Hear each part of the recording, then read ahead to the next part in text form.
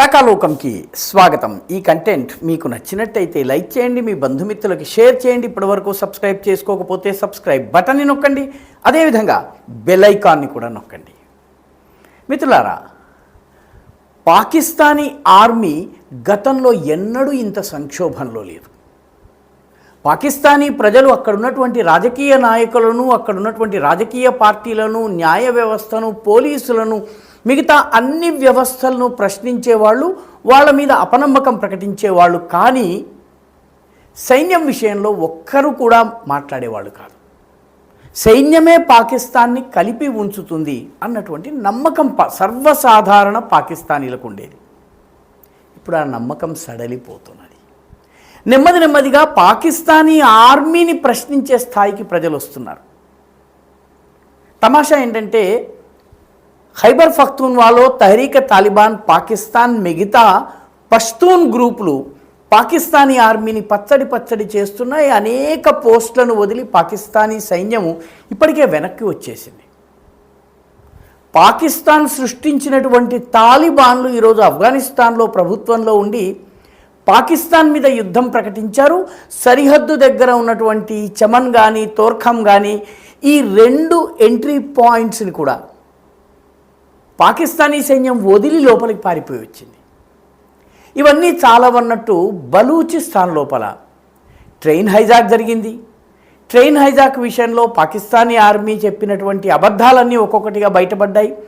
ఆ తరువాత నుష్కి అనేటటువంటి పట్టణంలో 90 మంది పాకిస్తానీ జవాన్లను బలూచ్ వీరులు చంపేసేశారు.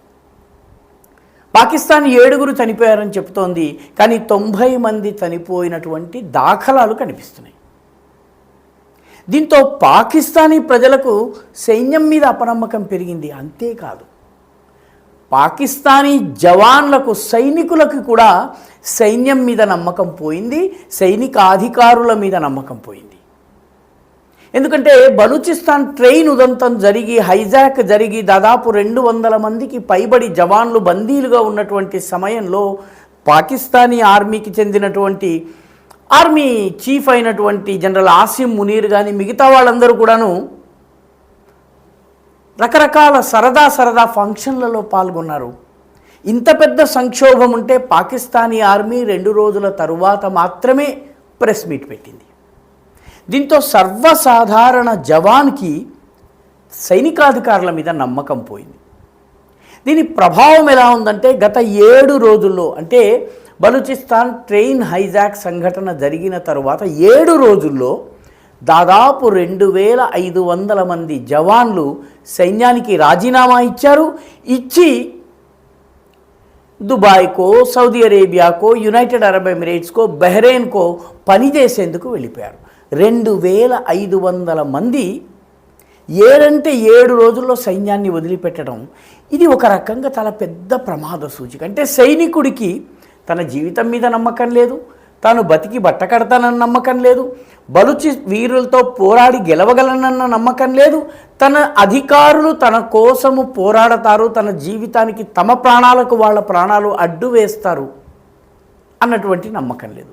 దాంతో 2500 మంది కేవలం 7 రోజుల్లో సైన్యానికి రాజీనామా ఇచ్చేసేసి విదేశాలకు వెళ్లేందుకు తయారు చేస్తున్నారు. విదేశాలలో కూడాను పాకిస్తానీలు వద్దని చెప్పి అనేక ఆంక్షలు విధిస్తున్నప్పటికీ, పాకిస్తాన్ నుంచి వచ్చే వాళ్లకు వీసాలు ఇచ్చే విషయంలో Saudi Arabia, United Arab Emirates, Kuwait వంటి దేశాలు చాలా కఠిన వైఖరి అవలంబిస్తున్నప్పటికీ కూడాను ఈ జవాన్లు ఆ దేశాలకు వెళ్ళడానికి రెడీ అవుతున్నారు తప్ప సైన్యంలో పనిచేయటానికి సిద్ధపడలేదు. ఇది ఆశ్చర్యకరమైనటువంటి విషయం. సరిగ్గా ఈ సమయంలోనే మార్చి 23వ తారీఖు పాకిస్తాన్ డేగా జరుపుకుంటారు. చాలా పెద్ద ఎత్తున మన రిపబ్లిక్ డే జరిగినట్టుగా చాలా పెద్ద ఎత్తున పెరేడ్స్ జరుగుతాయి. పెద్ద ఎత్తున సైన్యం తన యొక్క ప్రతిభను, పాటవాన్ని, తన ఆయుధ శక్తిని, వీటన్నిటినీ ప్రదర్శిస్తుంది. దేశ విదేశాల నుంచి ప్రత్యేక అతిథులు వస్తారు. వాళ్ళందరి సమక్షంలో పాకిస్తానీ ఆర్మీ పెరేడ్ నిర్వహిస్తుంది. పాకిస్తాన్ డే పెరేడ్ అనేది చాలా పేరున్నటువంటి పెరేడ్. ఈ సంవత్సరము పాకిస్తాన్ పెరేడ్ జరగటం లేదు.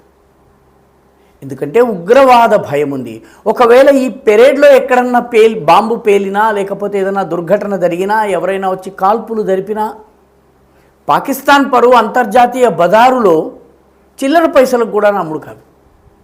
దాంతో పాకిస్తానీ ప్రభుత్వం ఈసారి ఏకంగా క్యాన్సిల్ చేసేసింది. గత సంవత్సరం కూడాను ఖైబర్ పఖ్తూన్వాలో ఉన్నటువంటి సైనికులు తిరుగుబాటు అక్కడ ఉన్నటువంటి ప్రజలు తిరుగుబాటు చేస్తారన్న భయంతో గత సంవత్సరం క్యాన్సిల్ అయింది. 2020లో క్యాన్సిల్ అయింది కోవిడ్ కారణంగా. 2021లో క్యాన్సిల్ అయింది. ఈసారి క్యాన్సిలేషన్కి పాకిస్తాన్ చెబుతున్నటువంటి కారణం భలే విచిత్రంగా ఉంది. మా దగ్గర డబ్బులు లేవు, దేశ ఆర్థిక పరిస్థితి బాగాలేదు, కాబట్టి పాకిస్తాన్ డే జరుపుకోవడం లేదు, పెరేడ్ ఉండబోదు అని. పెరేడ్కి ఎంత ఖర్చు అవుతుంది? పెరేడ్ ఖర్చుని చూపించి, సాకుగా చూపించి పెరేడ్ని క్యాన్సిల్ చేస్తున్నటువంటి పాకిస్తాన్ ప్రభుత్వము పంజాబ్ ముఖ్యమంత్రి అయినటువంటి మరియం నవాజ్ షరీఫ్ ఉమ్రాకి బయలుదేరింది. ఒక పెద్ద టీముని తీసుకుని ప్రత్యేకమైన చార్టర్డ్ ప్లేన్లో వెళ్ళింది. పాకిస్తాన్ యొక్క ఆర్మీ చీఫ్ ప్రస్తుతము సెంట్రల్ ఏషియన్ దేశాల్లో పర్యటిస్తున్నారు. పాకిస్తాన్ ప్రధానమంత్రి కూడా విదేశాల్లో పర్యటనకే సిద్ధమవుతున్నారు. వీళ్ళందరికీ విదేశాల్లో పర్యటించడానికి డబ్బుల లోటు లేదు, కానీ ఆర్మీ పెరేడ్ చేయడానికి మాత్రం పాకిస్తాన్ దగ్గర డబ్బు లేదు. అంటే కారణం సుస్పష్టం. డబ్బో ఇంకొక కారణమో కాదు, ఉగ్రవాద దాడి జరిగే అవకాశం ఉంది. బలూచ్ వీరులో తహరీక్ తాలిబాన్ పాకిస్తానో ఈ పెరేడ్ మీద దాడి చేస్తే పాకిస్తాన్ పెరేడ్ అభాసు పాలవుతుంది, అంతర్జాతీయంగా సైన్యం పరుగు పోతుంది. కాబట్టి ఈసారి పెరేడ్ని క్యాన్సిల్ చేశారు. ఇదంతా ఒకెత్తు. పాకిస్తానీ ఆర్మీ ముఖ్యంగా బలూచిస్తాన్లో ఖైబర్ పఖ్తూన్వాలో పనిచేస్తున్నటువంటి జవాన్లకు ఒక ఆదేశాన్ని పంపించింది. ఆ లిఖితపూర్వకమైనటువంటి ఆదేశం కూడాను ఇంటర్నెట్లో సర్క్యులేషన్లో ఉంది. దాని ప్రకారము ఎట్టి పరిస్థితుల్లోనూ మీ దగ్గర ఉన్నటువంటి ఆయుధాలను శత్రువుకి సరెండర్ చేయకూడదు. శత్రువు అంటే భారతదేశమో ఆఫ్ఘనిస్తానో కాదు. శత్రువు అంటే తోటి బలూచ్ ప్రజలు, తోటి పష్తూన్ ప్రజలు. పష్తూన్ ఉద్యమకారులు కానీ, బలూచ్ ఉద్యమకారులు కానీ వాళ్ళ చేతికి మీరు చిక్కిన పరిస్థితి వస్తే ఆయుధాలను ఇవ్వకండి, పోరాడండి, చిట్ట చివరి వరకు పోరాడండి, కానీ ఆయుధాలను వాళ్ళకు సమర్పించుకుని సరెండర్ కాకండి అని చెప్పి పాకిస్తానీ ఆర్మీ జవాన్లకు ఒక ఆదేశం ఇచ్చింది. ఆ ఆదేశంలో ప్రత్యేకంగా ఉగ్రవాదులకు లొంగేది లేదు, మీరు చిట్ట చివరి వరకు యుద్ధం చేయాలి, తప్పితే ఆయుధాలని వదిలి సరెండర్ అయ్యి మీ ప్రాణాలని దక్కించుకునే ప్రయత్నం చేయకండి అని ఉంది. అంటే ఆర్మీ అధికారులు సాధారణ జవాన్ల కోసము వాళ్ళ రక్షణ గురించి ఆలోచించరు, తమ రక్షణ కోసం పెరేడ్లను క్యాన్సిల్ చేస్తారు. కానీ పాకిస్తానీ జవాన్లు అత్యంత ఆధునికమైన సొఫిస్టికేటెడ్ అమెరికా నుంచో ఇంకో దేశం నుంచో దిగుమతి చేసుకున్న ఖరీదైనటువంటి ఆయుధాల విషయంలో మాత్రము మీరు ఏం చేస్తారో మాకు తెలియదు, ఆయుధాలని మాత్రము శత్రువుకి సరెండర్ చేయొద్దని చెప్పారు. ఇప్పుడు పాకిస్తాన్లో సోషల్ మీడియాలో ఈ డైరెక్టివ్, పాకిస్తానీ మిలిటరీ నుంచి వెళ్ళినటువంటి ఈ ఆదేశం ఏదైతుందో దీని మీద రకరకాల మీమ్స్ వస్తున్నాయి, వ్యంగ్య వ్యాఖ్యానాలు వస్తున్నాయి, విమర్శలు వస్తున్నాయి. నీకు సైనికుడి ప్రాణం ముఖ్యం కాదు, వాడి ఆయుధం ముఖ్యమా అని చెప్పి ప్రశ్నిస్తున్నారు. ఎందుకంటే బోలన్ పాస్ యొక్క ట్రైన్ హైజాక్ సంఘటనలో 212 మంది జవాన్లను బలూచులు చంపేశారు. పాకిస్తాన్ ఇప్పటి వరకు చనిపోయిన వాళ్ళు చనిపోయారని చెప్పి అక్నాలెడ్జ్ చేయటం లేదు. అదేవిధంగా 90 మందితో వెళుతున్నటువంటి కాన్వాయ్ మీద నోష్కీలో దాడి జరిగితే ఈ 90 మంది చనిపోలేదు, 7 చనిపోయారు, అందులో 3 మాత్రమే జవాన్లు, మిగతా 4 సివిలియన్స్ అని చెప్పి పాకిస్తాన్ బుకాయించే ప్రయత్నం చేస్తోంది పాకిస్తాన్ ఆర్మీ, పాకిస్తాన్ ప్రభుత్వం. ఇలాంటి పరిస్థితుల్లో సగటు సైనికుడు ప్రాణాలు దక్కించుకునేందుకు ఆయుధాలని సరెండర్ చేయక మరేం చేస్తాడు? భారతదేశపు జవాన్ వంటి వాళ్ళు పాకిస్తానీ జవాన్లు కారు కదా. భారతదేశపు జవాన్లు ప్రాణాలు ఇవ్వడానికి సిద్ధమయ్యారు. సౌరభ్ కాలియా ప్రాణాలు ఇచ్చాడు.